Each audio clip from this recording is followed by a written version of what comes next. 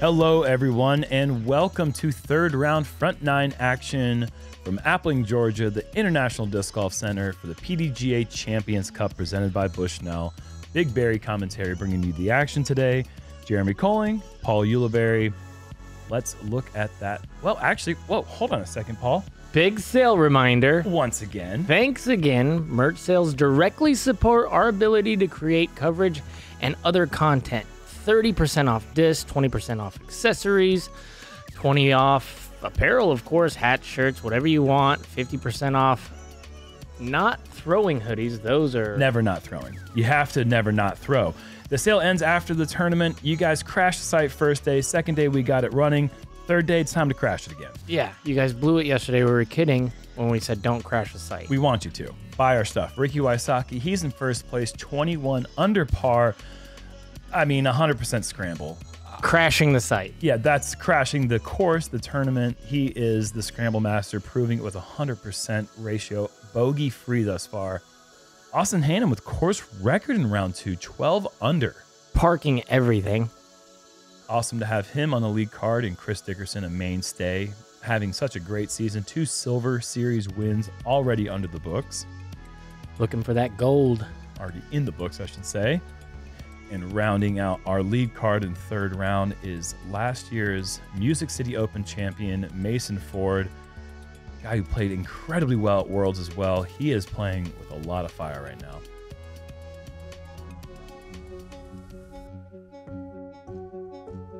And hole 1, third hardest hole of the day, surprisingly. A day which we were expecting a lot of rain, and we actually had it in the morning time. So the FPO field and some of the earlier cards dealt with it a little bit, but the rain was gone by the time we teed off. But these tee pads were still slick, mud was tracked on them, and it was difficult conditions. Wysocki. But as you can see, as Ricky walks up to that tee pad, looking pretty nice. Because when you're on the lead card, it's been hours since it rained. Yes, and people wipe it off, and yeah, it's nice of them to spit do shine. That for you guys. Yeah. Still a little bit slick as Ricky goes for the Anheuser shot. And that has to get through a bunch, and it does. It's on the edge. That should be a lean out forehand for Rick. From Perry, Oklahoma, Austin Hannum. You taking him up and down from there, or no? Absolutely. Ricky's great with a forehand lean out shot. I think he's got a good angle from there. All right, I'm into. Austin going with the sidearm. I do like this play because it leaves you to the right side of the fairway as long as you don't get it high like that. A little bit too right, and that's going to be very... No, that's good. Okay. Well, yeah. He missed all the trees, actually. That's not too bad. I thought that was heading into the woods. Tennessee, winner of the 2021 GMC, Chris Dickerson. And for a long time, we knew how good Chris was. I mean, he was nearly 1040 rated early on in his career, but it was like, when is he going to win a big event? Music City Open, USCGC, Silver Series wins, Pro Tour Championship back-to-back. I mean, this guy is winning big events all the time now. It's routine for Chris at this point. Yeah, it's like it's his job. Almost. And out of Universal City, Texas, winner of the 2021 Music City Open, Mason Ford. My name is Mason Ford. I've been playing disc golf for about 7 or 8 years now, and I'm from Universal City, Texas. I'm originally from Minnesota, went back, visited some friends, and one of my friends asked me if I wanted to go play disc golf. Well, he called it froth. I brought my ultimate disc, and he showed up with these funny-looking Frisbees, and I was wondering, like, what in the world are these? I just kind of got hooked from the first time throwing one of them because kind of got obsessed with not being able to throw it, and then it just kind of grew from there. From that point on, it kind of became a stress reliever. Out of high school, I didn't go into college. I started working full-time as a veterinary technician. It was a very stressful job, and I worked there for 5, 6 years. So on my lunch break, I'd go putt, just kind of blow off steam. And then it just became somewhere where, okay, I can get a weekend off. So I'd make weekend trips up here and then whenever I felt like I needed it. I played my first pro event in 2017, and it was an A tier. Before then, I had never shot a 1,000 rated round, and I averaged 1,000 rated at the tournament. I was so excited, but I was like, oh my goodness, I can actually make money doing this too. Fast forward up to a Worlds, and I really felt like I had a chance to win Worlds. It was kind of my first time up on that big, huge stage and having all these eyes on you, all this pressure. It kind of left me hungry, and it left me with, you know, something that I can work on. I can get used to playing with that pressure. I can get used to the mindset you need to be in. The Music City, I just kind of fixed some of the mental mistakes that I maybe made at Worlds, and I was able to capitalize on it. With me and Val's relationship, we always make each other the best that we can be. It's not just me and Val, it's Alexis as well. Like, we all three keep each other disciplined. We keep each other on a leash, and we just bring out the very best in each other. My faith impacts my disc golf game in a huge way. You know, whether it's a good round or a bad round, it leaves me hungry in a way, and it really keeps me in a good mental place as well. When you're playing bad, it's really easy to get down on yourself, but with my faith, I feel like it's just not my time. When it's God's will, it's God's way. And if it's not my weekend, it's not my weekend. But when it is my time, it's gonna be a great weekend. Obviously, congratulations to Mason and Valerie for getting engaged recently. Things are looking up for the young player from Texas. And if you've never seen Mason, I guess you weren't watching last year's Jomez coverage because he was on it quite a bit. One of the smoothest players. I'd say Kale's in danger of losing that nickname Dr. Smooth because it very well could be Mason Ford's nickname in years to come. I'd have to believe that, you know, he learned a lot from Bradley Williams, who I think is the smoothest disc golfer maybe ever. Yeah, I'm with you. And they have a lot of similarities. But maybe it's just because they're both from Texas, and I make that, you know. It is Kale's nickname to lose, though, is all I'm saying. No one ever called Bradley Dr. Smooth. He was just a smooth player. Who called Kale Dr. Smooth? I don't know. Probably no one, but I think that's what I think in my head. Austin, a little bit errant. Not quite full commitment, maybe too high on that forehand approach. Dickerson's got his work cut out for him on the knee, probably 320 feet away. Going with the roller, that's better be the flippiest. It was. Very flippy, and I think he even caught a little bit of a root. Okay. Let's see if Ricky can prove me right here on his scramble birdie ability. He did. That's just too good. Oh, man. Oh, my. Hit metal. Too good. It actually gets a rebound off the koozie. Wow. Love the koozie. Coos. Can be your friend. Sometimes it's a little brutal with the bounce backs. Look at that. Just, it's so fun to watch how effortless the disc comes out of his hand. Zero flutter. All efficiency.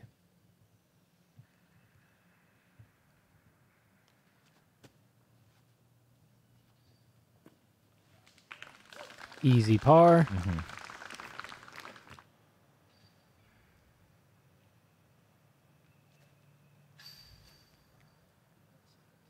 First time seeing Austin in a while on the coverage. Happy to see him playing good again.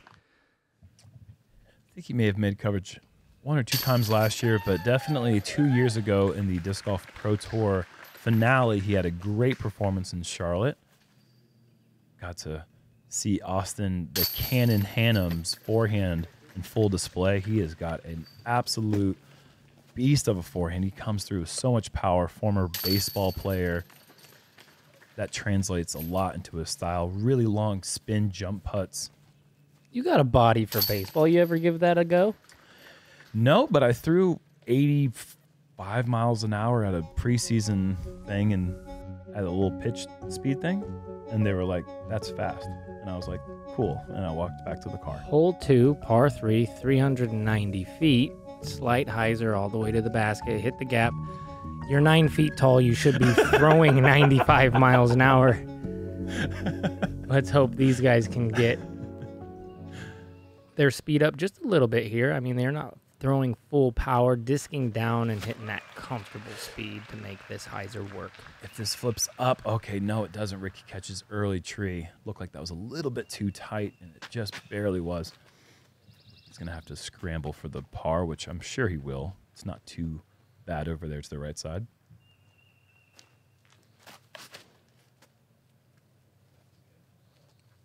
I like it. Just needs to sit down smooth. Okay, he's going to have to work for it. Edge the circle. Nice shot, though. I mean, pure right down the fairway the whole time. With his forehand-backhand combo, he really is dangerous off the tee. When he's making his putts, he is certainly an elite-level player. This is the type of course, and I don't think we've really mentioned it on coverage yet, but I feel like if you're going to play good, you have to make a lot of circle 2 putts. You don't park a lot of holes. There's it's hard there's not a lot of that going on. This is one that you could park, yes, but I feel like the proper shots tend to push you to the edge of the circle. Mason just inside circle 1. Dr. Smooth.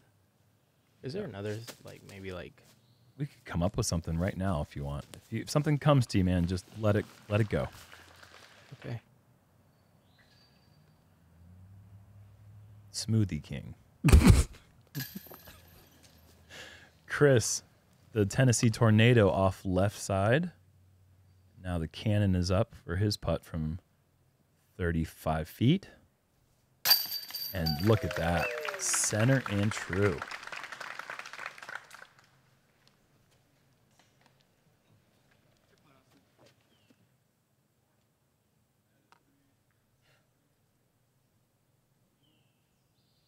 Mason's putt is a lot like his throw in that it is smooth, short reach back, very compact, not many moving components to it. It's very easy to repeat. Oh my gosh, you've been thinking this whole time. What is it?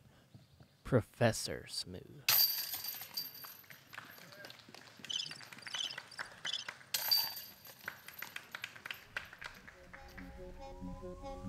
I had to do it.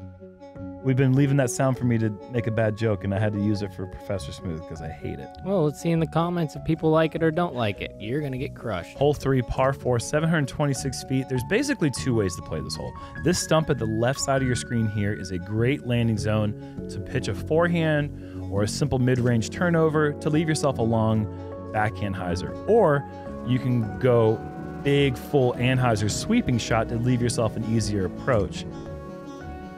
The big shot has bogey potential. The other shot just is really hard to birdie. Austin's going for like this. Yeah, this is one of the better drives I've seen ever on this hole. So hard to shape it around that corner like Austin did. Can't really throw it much better than that. That was really, really good.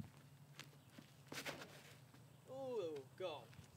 This is the inside. He's going for the big play, but here is the risk. You are going to be behind a wall of 3 or 4 sets of trees just to get back to the fairway.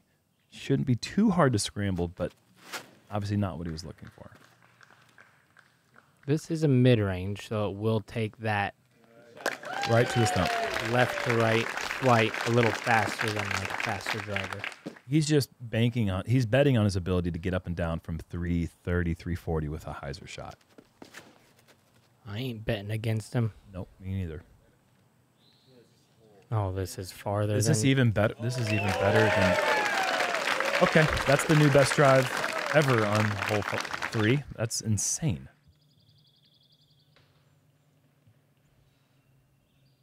Professor Insane Smooth Guy.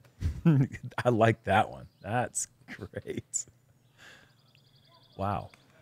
So was that one tree to beat, and that would have got all the way to the pin. That was incredible. Oh my goodness. That little tight window that he hit. He wasn't even really scrambling. He was attacking. And this is the difficult part of this hole, is getting through that last set, because there's no way to hyzer early of those trees.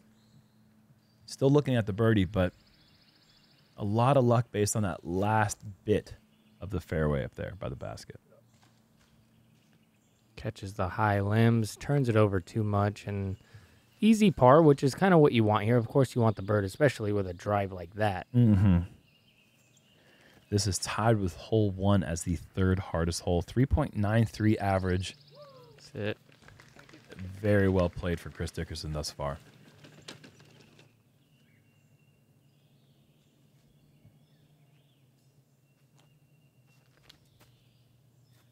Austin with a long bid. And we got to talk about something, Paul. Got a little bit of information. I asked for some information for someone to do some research on what the average player rating here at this event was. 100 players in the field. 3 of them are 9,000 rated. Mason Ford off left side chains. The average field rating here is a record for a non-qualifying event, meaning Disc Golf Pro Tour Championship or USDGC. Okay. Can I take Average, a guess? Yeah, average player rating. What's your guess? 1022. Close, actually. Chris Dickerson, great birdie. The average player rating at this event is 1019.45. Thanks to Nick Wood. You know Nick Wood. Yeah. Brought that stat to me. And Statmando provided the further assistance with the stats that it is the highest player rating ever for non-USDGC, non-Disc Golf Pro Tour. And I mean, the Pro Tour, the average rating is 1030 because you're talking about the top 32 players in the world. But that's incredible this week that 100 players could average nearly 1020. That is mind-blowing. A lot of good players out there, and we're just, hey, man, we're manufacturing more and more and more of them, especially with all this great coverage we're putting out there. That record will be broken. I mean, because that's what's happened. That's the shift in the sport, and the players are just getting better and better and better, and the average player is about 1020 on tour these days. So it's not surprising that number reflects here at this tournament this weekend. Hole 4, par 3, 327 feet. One of my favorite holes on the course. Really? It is. It's just, I like holes that demand you to throw a certain shot like Chris has done right here, and if you do it, you get rewarded. That is really good. Yeah, you're right. You're handcuffed off the tee. There's one shot you can throw. Yep. This looks like it might be a bit on the backside. Yeah, I think I saw his drive going through the backside trees, but it doesn't look like it's in any danger. I like holes where you have no trees in the way all the way to the pin. On like a, on a standard shot that you should be able to throw. Where the disc really doesn't have to move in a weird way. Like that's just a standard hyzer. Yeah. Everybody can throw it. Right. Now just do it. Right. Looks like Mason manufactured that fairway beautifully. Actually, not in the traditional way. He went inside with a little bit of a flip up. This is more what you see here with overstable fairway driver playing the skip. Very similar to Chris's shot, and we've got 4 birdie looks here on hole 4. And did we have a star frame on this hole yesterday? Did. That is crazy how well our lead cards are playing this hole. Well, I think it comes down to, obviously, they're playing the best in the tournament. And like I said, this is standard shot you should be able to throw if you're in control of your game. And these guys are in control of it more than anybody else. Mm-hmm. So they're going to have this shot dialed. So Ricky temporarily is the first player on this card to 2 under this round. And Chris quickly joins him.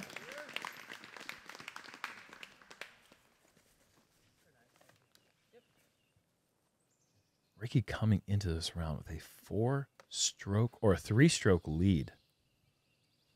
That is a lot through 2 rounds at a major that is this tight.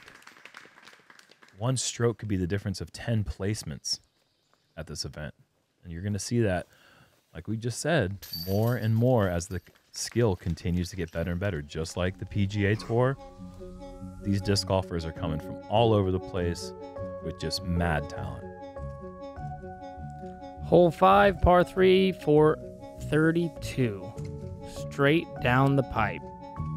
As straight as you can throw it.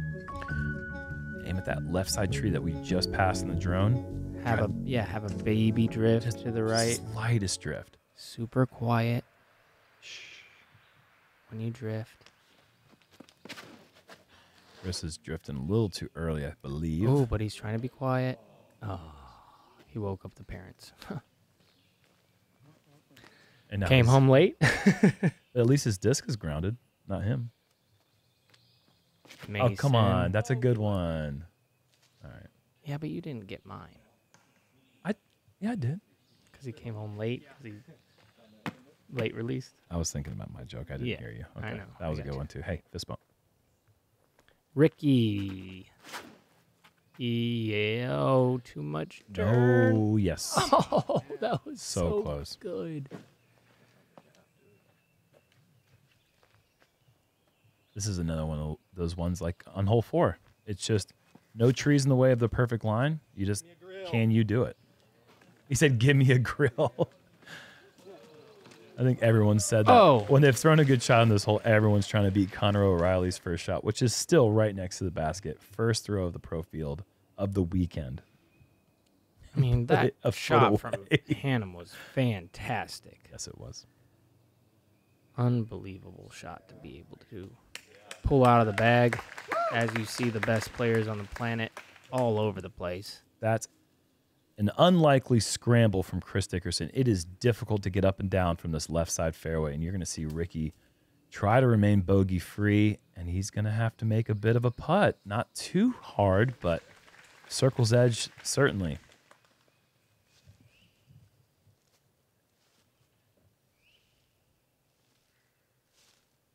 Pretty crazy to imagine playing this course 2 rounds in a row, bogey free. That'll get you a 3-stroke lead in a major. Especially on a course like this, bogeys lurk On every hole. at every hole. Every hole.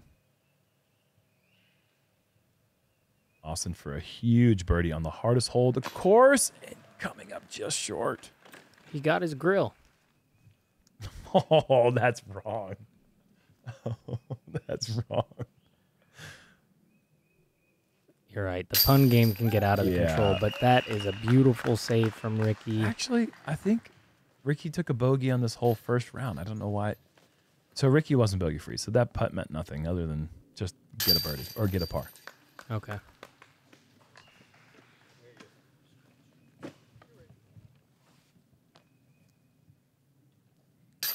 Not the par that he wanted, but still gaining strokes on a lot of people. 3.23 average, meaning he's getting a quarter of a stroke on the field on this hole. All of them are. Great scramble saves for the card there. Hole 6, par 3. Technically, there are 2 routes on this hole, but the drone is flying over the predominantly thrown righty hyzer gap, 366 feet, uphill the whole way. Just a few trees that you cannot see from the tee are in the way towards the end of this flight. A lot of players are going to go fairway driver, and I know a few players with enough power to get here with the mid-range, but most people are going to go with a pretty stable disc and try to drift towards that back edge of the fairway like Chris is here, and just miss those last ones, and he's home free. Played with a guy who went down the left side, got the bird too. Shout out to my boy Chandler. Yeah. Oh, and hyzer. Sidearm. Oh, not Chandler Fry. Obviously, Chandler, green hair Chandler. Yeah, green hair Chandler. Kramer. Kramer, yeah. Eric Oakley did that with me in round 2. Oh, hurry up. It did. Yeah. Ricky is king of talking to his disc like he's mad at his shot when it's perfect anyways. I like this play. Little But that- inside. Yeah, overturned. That's sometimes I feel like that's a bit of a problem for Austin with the turnover sidearm, is he has so much torque Yep. that a lot of times he turns them over a bit too much, and that's not because he's throwing a bad shot. Sometimes it's just because they don't make this stable enough. Yeah, that's right. I mean, and because of that torque, he ended up getting one of the sickest aces ever last year in Delaware. On one of those crazy course record runs that he sometimes gets on. He That's does. That's a good bid right there. And in the tight woods. He gets on like heater modes that are unreal. Like his 12 under yesterday, the 1061 rating is one of the most severe injustices in ratings history, I feel like. Great bid from Mason coming up just short. I feel like, and I'm going to catch some flack for this, Nice as Ricky birdie. just buries a nice putt right in the middle, but we're at a point in the sport where the top professionals, I feel like a lot of us don't care about the rating. We just talk about them because they've been ingrained into our careers for our whole careers. Mm-hmm. But it doesn't matter. He shot the course record. Yes, course record, that's really all that matters. But I do think that it's time that we have some mathematicians or math magicians, if you're really, really good at math, come up here and create a rating system with a bell curve towards the top. So rounds that are rated, rounds that are really, really great get rated even higher instead of those fixed ratio of 7 or 8 points per stroke. That 13 under, that 12 under is so much better than an 11 under, more so than a 5 under is better than a 6 under or 4 under. You know what I'm saying? Anyways, yes. Hole 7. Let's get back to disc golf. One of my Par 4. favorite holes. This is a beautiful, beautiful 2-shot hole. Backhand hyzer, backhand hyzer is the way to play it. When you come off the course and you say, I shot the course record, your next question should never be, I wonder what that's going to be rated. I'll tell you what it's rated. It's rated the best anybody's ever thrown it ever on that course. That's what it's rated. That's right. Amen to that. Ricky looks like he came up a little short. Yeah, that's on the left side, but is far enough left that he might have a good lane on his approach. Yeah, and he has magic coming out of his hand on that right side. So I think he's going to figure it out over there. This is another beautiful, beautiful shot. He's going to have that straight shot straight down the pipe right to the hole. Nice shot from Hannum. He's still throwing it very good.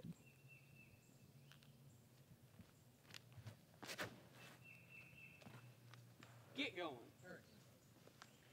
It got going all right. That is very long, just a little bit too straight, but because it got through that first barrier of trees, those pines, he might have a little bit of a flex backhand down that right side fairway. This needs to hurry up and get left. Oh yeah, that's great. Oh, I totally misspoke. I was commenting on Dickerson acting like that was Hannum. Thank goodness he threw a perfect drive as well. Oh, okay. Yeah. Sorry, Dickerson. Great shot. Hannum's got that little flex play if this holds over just a bit longer or gets through on the inside. Deep. Yeah, that's going to be a tough low ceiling putt though. You can see those two trees leaning over. If that second shot is behind those, that's going to be a very difficult 25-foot putt. Better route. I might just go in. Oh my gosh, So so you want to take that right route. If you just hit it, it's going to filter right there to the Chris hole. is hitting mid-season stride, and we're still early going the 2022 season. He is playing some phenomenal shots this season. Awkward stance here. But you're Wow. right, he did have a nice swing at it. wow. Oh, Mason. Wow. To manufacture that with that standstill, impressive stuff. Mason Ford has the goods, folks. Look at what Ricky's got. Very tight inside lane, and don't think he's hit it. Not quite. Almost. I wouldn't call it dead over there, though.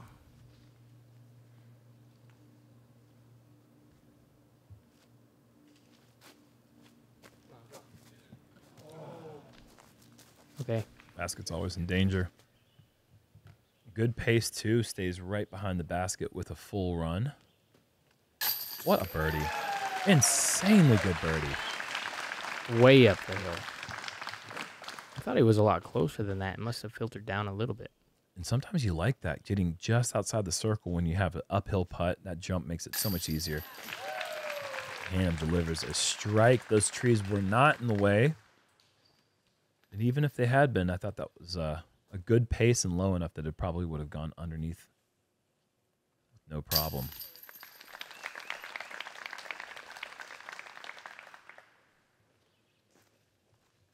Still don't know how Ricky gets his disc to consistently glitch once it hits the chains. It just stays in place for like the briefest moment after he makes his putts. Being a PDGA member gives you access to not just play the sport, but to engage and compete with your local community. An active PDGA membership gives you access to over 6,500 sanctioned events around the world. From local leagues and tournaments, all the way up through the majors, everyone has the opportunity to play. These are an amazing way to get engaged with your local disc community. Get started on your disc golf journey today. Visit pdga.com/join.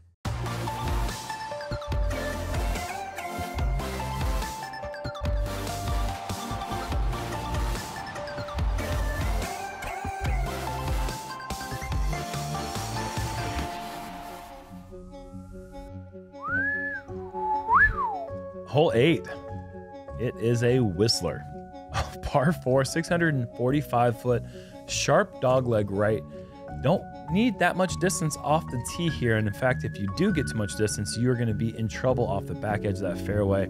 Once you get the disc to go right, it is straight uphill about 320 to 350, depending on how much you bite off the tee.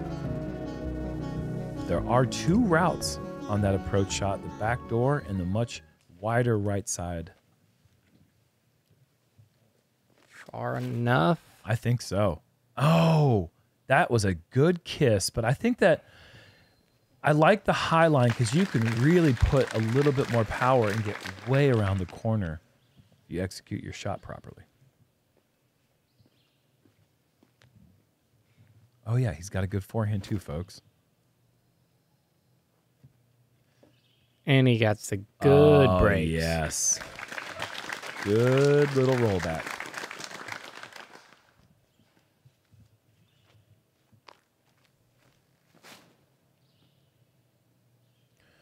Was that 2 inside? Looked good to me. I don't know what he hit, but it looked good to me too, and he's going to be in a lot of trouble now.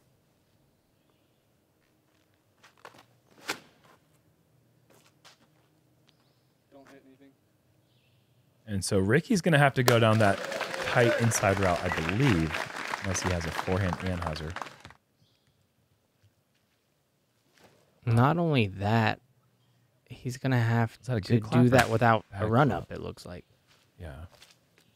Yeah, I don't think that was a good clap. I think that one just kind of went to the left side now. Okay. I mean,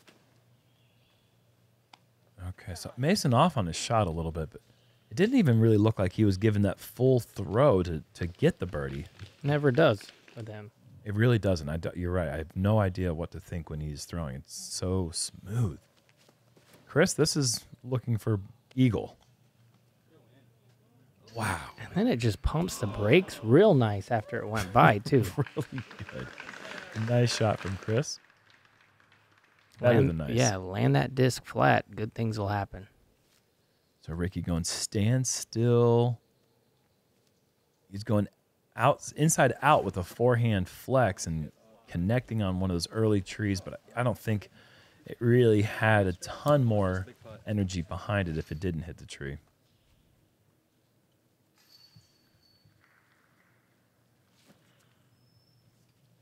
That's a heck of a scramble for Hannum. Pretty squirrely up towards the green as well, but beautiful throw. Sit. Oh, it's quick down there with that ditch to the left side of the green. Which is interesting that his putt went farther than Dickerson's drive. Like it is yeah. in a weird way, yeah. That is interesting. Mason's got a little bit more meat in the bone than he'd like. Oh, he did go a little shorter than Dickerson. Okay. That is a Call me correct. solid birdie. Call me correct, guys. Jeez. I won't do it. Chris moves the 4 under on this front 9. A very, very good score, as we've talked about many times. These guys are making this front 9 look a lot easier than it is for the rest of the field. That's what I mean right here. No bogeys in there. This is the bogey 9. Well, Mason's got to no bogeys. Make that, no bogeys. And Hannum, from out of position, he scrambled well. He's going to save his par. And to put things in perspective of how different the front 9 and the back 9 are in playability, I mean, there's been some guys shooting some hot front 9s. 7 down, I think, is the best we've seen. But just yesterday in round 2, Paul McBeth shoots 1 down on the front 9 and goes 9 down on the back 9 to shoot a 10 under. An incredible round, 10 under.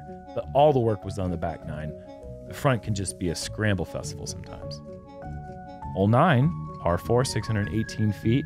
On the easier side on this front, right there in the middle of difficulty, 3.84 average. You want to throw a straight shot about 350 with a little bit of hyzer. From there, you're looking at this.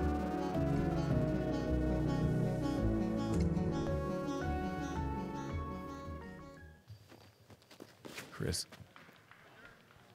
going down the inside route. I do not believe that was what he was intending. I know not so long ago we would play this tournament here, and this gap was tough to hit. Yep.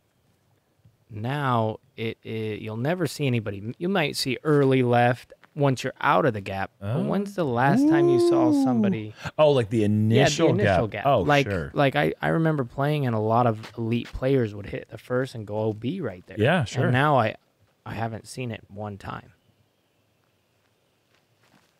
And it's just one of those moments where I'm like, wow, people are just getting good. The game's, different. It's just moving along in the right way. Just like that drive. Mm-hmm. All right, what do we got here? Although it was a heck of a lot easier to cash. Oh, gosh. Beat that. Smoked. Oh, no. Oh, no. It's not? No, I thought it was going to keep turning. It hits a guardian tree, and now he's going sidearm roller. And okay, so he's about where his drive landed in round 1. Yes.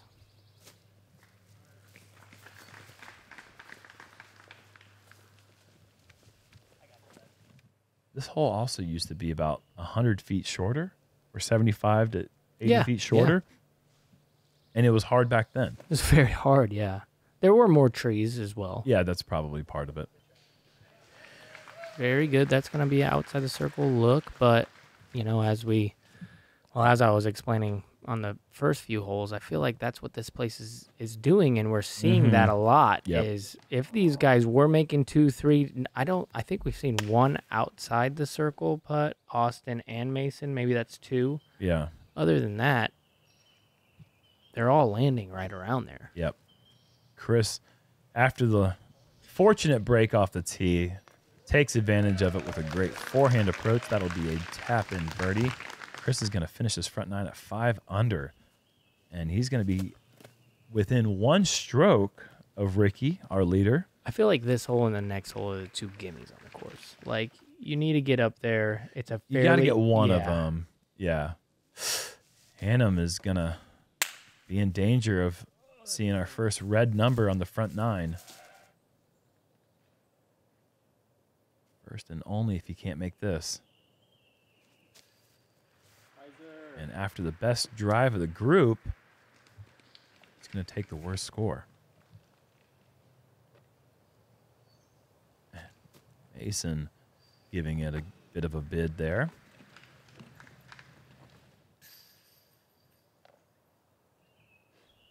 Very deliberate in his routine. Love that about him. Yeah, he takes his time, goes through the motions, hits that routine every time. That's what a good professor does.